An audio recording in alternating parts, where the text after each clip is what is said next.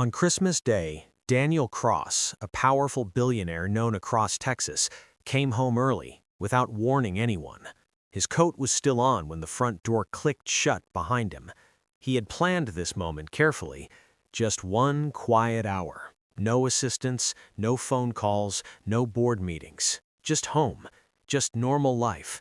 He wanted to surprise his wife, Melissa Cross, and remind himself that he was still a man, not just a name on buildings. The mansion was lit beautifully. Christmas lights glowed through the windows. The yard sparkled. Everything looked perfect. But the silence felt wrong. Daniel stepped inside. The smell hit him immediately. Not food, not candles. Something sharp, clean, bitter. Medicine. His instincts froze him in place. Before he could react, someone rushed him from the side. A hand slammed over his mouth, another gripped his wrist and dragged him backward into darkness. His heart exploded in his chest. "Don't make a sound," a woman whispered, her voice shaking. "Please."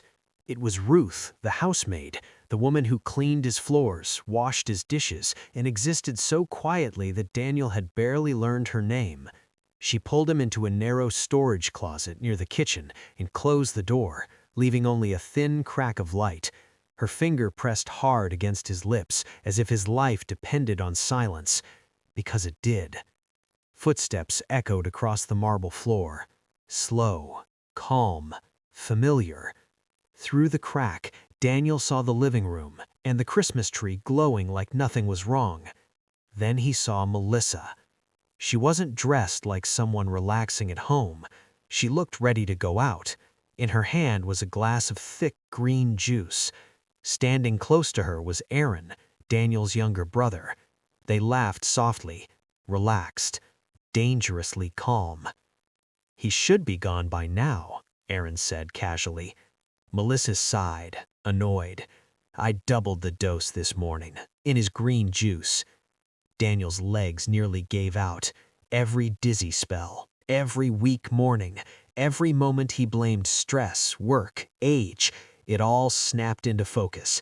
This wasn't coincidence. It was a plan. Ruth tightened her grip on Daniel's wrist, her eyes locked onto his with terrifying certainty. "If you walk out there, you won't live past tonight." And in that moment, Daniel Cross realized something horrifying.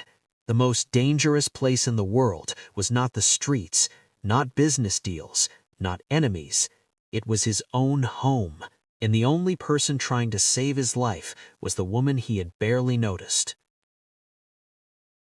Ruth didn't loosen her grip even after Melissa and Aaron's footsteps faded. She waited, listened, counted breaths like someone who had learned the cost of moving too fast. Only when the house fell silent again did she ease the closet door open. "Stay close," she whispered. "Don't talk." Daniel's throat felt dry as sand. His mind screamed to confront them, to burst out and demand answers, but Ruth's eyes stopped him. They weren't emotional. They were focused, survival-focused. They slipped into the back hallway, the one staff used, hidden from guests and cameras. "Ruth," Daniel whispered finally, his voice breaking, "why are you doing this?" She didn't hesitate. "Because they're killing you," she said, "and because I saw it." Daniel shook his head slowly, like denying it could erase the truth. "I need proof," he said. "I need to face them." Ruth grabbed his sleeve and held him back hard. "Not today," she said. "This house is their trap. The faster you stay here, the faster you die." A door closed upstairs. Both of them froze. Ruth turned instantly toward the side exit. As they passed the kitchen counter, Daniel saw the green juice sitting there, prepared, decorated with a small red ribbon. A Christmas joke. Daniel reached for his phone. Ruth caught his hand mid-motion. "No calls," she said. "I can call security, the police." Ruth shook her head. "Your money buys friends," she said quietly. "One call and they'll know exactly where you are." Daniel stared at her. "How do you know?" She swallowed. "I heard names," she said. I saw men come and go when you were gone, and your wife asked me about my family, like she wanted to know who would miss me. A chill crawled up Daniel's spine. Ruth reached into her apron pocket and pulled out a tiny folded plastic bag. Inside was pale powder. I took this from the trash last week, she said. It was vitamins, but I watched her measure it. I kept it because my gut told me something was wrong. Daniel stared at the bag like it could burn him. We can test it, Daniel whispered. Yes, Ruth said, but not with anyone we don't trust, not yet. She opened the side door. Warm Houston air rushed in. Get in, she said, pointing to her old sedan by the fence. Now. Daniel hesitated, just for a second, looking back at the glowing Christmas tree, the life he thought was real. Then Melissa's voice echoed down the hall. Daniel, are you home? Ruth shoved him forward. Daniel understood then. The next sound he made might be his last. Daniel slid into the passenger seat of Ruth's old sedan without making a sound. The engine started immediately, smooth, practiced, like she had imagined this moment long before it happened. She backed out fast but steady. In the rearview mirror, Daniel saw a hallway light snap on inside the mansion. A shadow crossed the glass. Melissa. Daniel dropped low in the seat. Ruth didn't panic. She drove behind hedges, took the service road, and reached the gate. The sensor beeped once. The iron bars opened. No guards came. No alarms.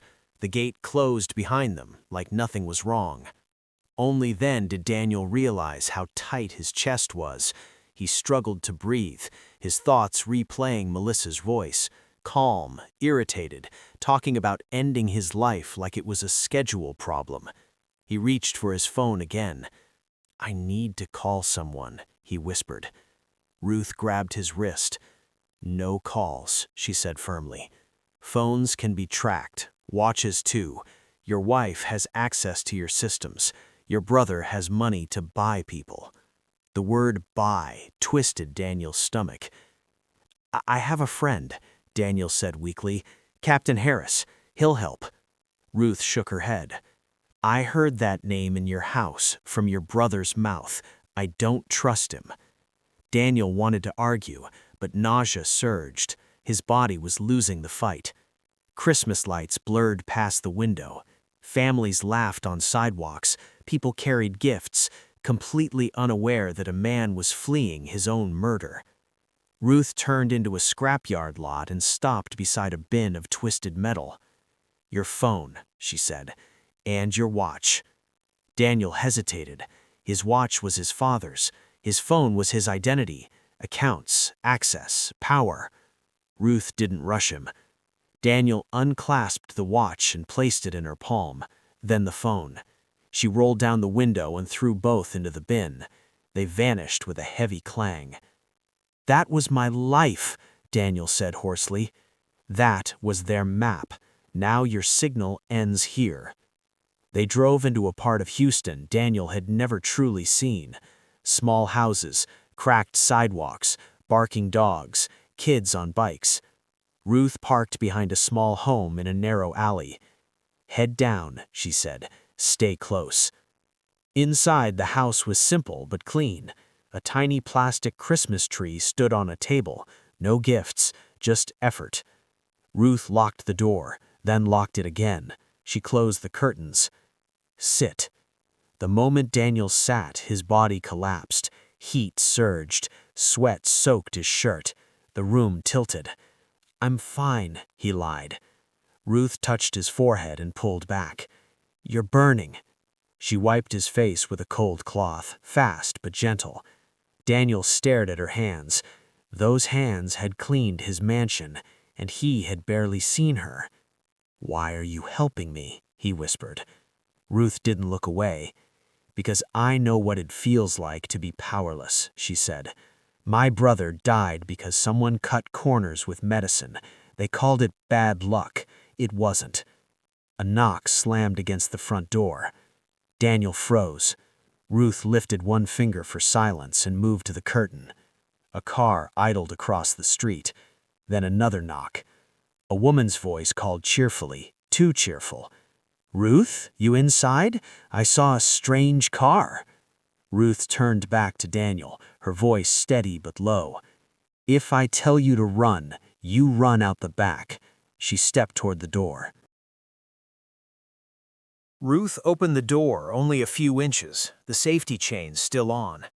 Outside stood Mrs. Dalton, a neighbor in a bright red sweater, holding a foil-covered plate. Her smile looked friendly, but her eyes kept moving. To the street, to the driveway, back to Ruth's face. "I was worried," Mrs. Dalton said. "You came in late, and there's a car I don't recognize." Ruth kept her voice calm. "It's my cousin," she said. "He dropped me off and left." Mrs. Dalton lifted the plate. "I made extra food." "Thank you," Ruth said, taking it. But Mrs. Dalton didn't leave. She leaned slightly, trying to see past Ruth into the house. "You look tired," she said. "Everything okay?" "Long week," Ruth replied. Mrs. Dalton pointed toward the street. "That car's been sitting there," she said. "I don't want trouble near my house." "I understand," Ruth said evenly. "If I see anything, I'll call." Mrs. Dalton studied her for a long moment. "If you're hiding something," she said softly, "I won't protect it." Ruth met her gaze. "I'm not hiding trouble. Merry Christmas." "Merry Christmas," Mrs. Dalton said, and finally walked away. Ruth shut the door and locked it. For 1 second, her shoulders shook. Daniel sat on the couch, his head pounding, his stomach twisting as the poison fought through his body. "I heard my wife say she'd finish me tonight, on Christmas." Ruth's voice softened, just slightly. "People can smile and still do evil. That's why we move smart." Outside, the car across the street went silent. The engine shut off. A door closed. Ruth peeked through the curtain. A man stood on the sidewalk wearing a cap. He didn't look lost. The doorknob turned slowly. Testing. Ruth picked up a kitchen knife, not to fight, but to steady herself. A calm voice came through the door. "Ruth." Daniel's blood turned to ice. "That's Captain Harris," he whispered. The knock came again, gentle. "Open up," Harris said. "I'm here to help." Ruth stayed still. "Daniel, your wife's worried. She says you're sick. Let me take you to the hospital." Daniel looked at Ruth, panic rising. "What if he's real?" Ruth leaned close. "If he were real, he wouldn't come alone, and he wouldn't talk like your wife owns you." Harris sighed. "Last chance. If you don't open the door, I'll force it." Ruth pointed toward the back door. "Move." Daniel's legs shook, but Ruth held him steady. They slipped out the back into the alley. Fences, bins, shadows. They reached a small building with a glowing cross in the window. New Hope Church. Ruth knocked 3 times. An older man opened the door. "Pastor Samuel," Ruth said, her voice breaking for the first time. "Please." The pastor stepped aside instantly. "Come in, now." The door shut behind them. Daniel collapsed into a chair, breathing hard. "They're trying to kill me, my wife and my brother." Pastor Samuel looked at Ruth. "She pulled him out. I have proof, but not enough." Pastor Samuel nodded once. "Then we move carefully." A heavy knock hit the church door. Pastor Samuel stiffened. A familiar voice followed. "Pastor, it's Captain Harris." Pastor Samuel didn't rush to the door. "This is a church," he said calmly. "Do you have a warrant?" Captain Harris forced a tight smile. "A worried wife is looking for her sick husband." "A worried wife is not a warrant," the pastor replied. Silence stretched. Then Harris leaned in. "If you're hiding him, you're risking your life." Pastor Samuel met his stare. "I know what risk looks like. Today it's on my steps." Harris stepped back. "This isn't over." The door locked. Minutes later, a woman in blue scrubs arrived, Nurse Elena. She checked Daniel quickly. "You've been poisoned," she said. Repeated small doses. Can you prove it? Daniel asked. Yes, she said. Blood tests and that powder. 2 hours later, the results were clear.